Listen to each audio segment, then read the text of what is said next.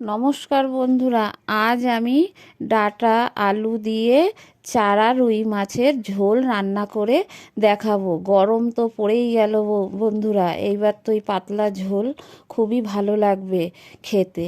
আপনারা অবশ্যই এই ঝোলটা রান্না করে খেয়ে দেখবেন। রুই মাছের পাতলা ঝোল করার জন্য আমি নিয়েছি একটা রুই মাছ, ছোট সাইজেরই রুই মাছ নিয়ে ভালো করে কেটে ধুয়ে নিয়েছি।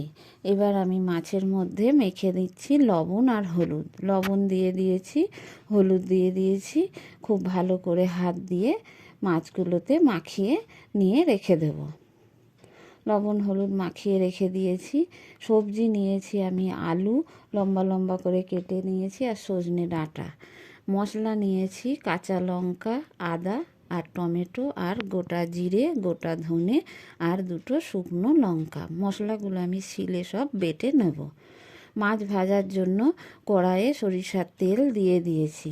তেলটা খুব ভালো করে গরম করে নিতে হবে, তারপরেই মাছগুলো ভেজে নেব, না হলে মাছ জড়িয়ে যেতে পারে কড়াইয়ে। মাছ দিয়ে দিয়েছি, দিয়ে মাছগুলো উল্টে পাল্টে ভালো করে আমি ভেজে তুলে নেব।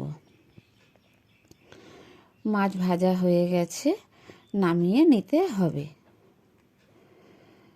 সব মাছগুলো আমি ভেজে নিয়েছি, দুবার করে মাছগুলো ভেজেছি। মাছগুলো ভেজে এবার আমি তুলে নিয়েছি। এবার ওই তেলের মধ্যেই ফোড়নে দিয়ে দিলাম গোটা জিরে আর একটা তেজপাতা। দিয়ে ফোড়নটা খুব ভালো করে আমি ভেজে নিয়েছি। নিয়ে কেটে রাখা আলুগুলো দিয়ে দিলাম।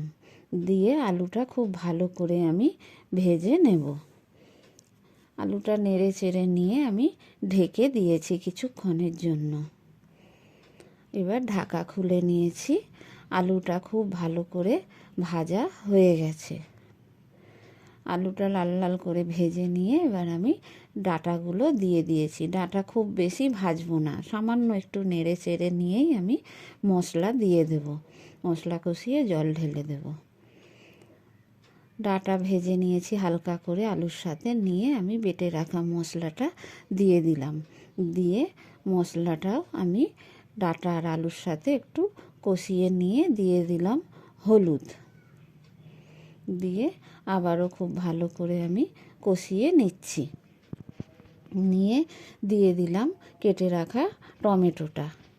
টমেটো দিয়ে একটু নেড়ে চেড়ে নিয়ে আমি সামান্য একটু জল ঢেলে দেব, যাতে মশলাটা পুড়ে না যায়। সামান্য একটু জল দিয়ে দিয়েছি। দিয়ে আমি আবারও একটু কষিয়ে নেব, যাতে টমেটোটা গলে যায়। খুব ভালো করে আমি কষিয়ে নিয়েছি। এবার আমি ঝোলের জন্য জল ঢেলে দেব পরিমাণ মতো। খুব ভালো করে কষানো হয়ে গেছে। এবার আমি জল দিয়ে দিলাম, পরিমাণ মতো জল দিয়ে দিয়েছি। এটা একটু পাতলা ঝোল হবে তো, তাই জন্য আমি একটু বেশি জল দিয়েছি।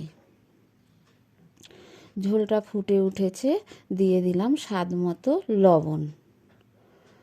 দিয়ে ভালো করে খুন্তি দিয়ে নেড়ে চেড়ে নিয়ে আমি ঢেকে দিয়েছি।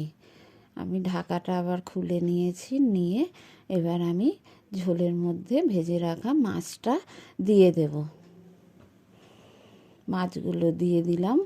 দিয়ে আমি খুব ভালো করে খুন্তি দিয়ে নেড়ে চেড়ে নেব। মাছগুলো ঝোলের মধ্যে ডুবিয়ে দিচ্ছি, যাতে মাছটা খুব ভালো করে সেদ্ধ হয়ে যায়। আবারও আমি 15 মিনিটের মতো ঢেকে দিয়েছিলাম, যাতে মাছ আর ঝোল খুব ভালোভাবে রান্নাটা হয়। মাছ সেদ্ধ হয়ে গেছে, ডাঁটা আলুও খুব ভালোভাবে সেদ্ধ হয়ে গেছে। মাছের ঝোল রান্না হয়ে গেছে। এবার আমি নামিয়ে নেব। এই দেখুন কত সুন্দর লাগছে দেখতে মাছের ঝোলটা।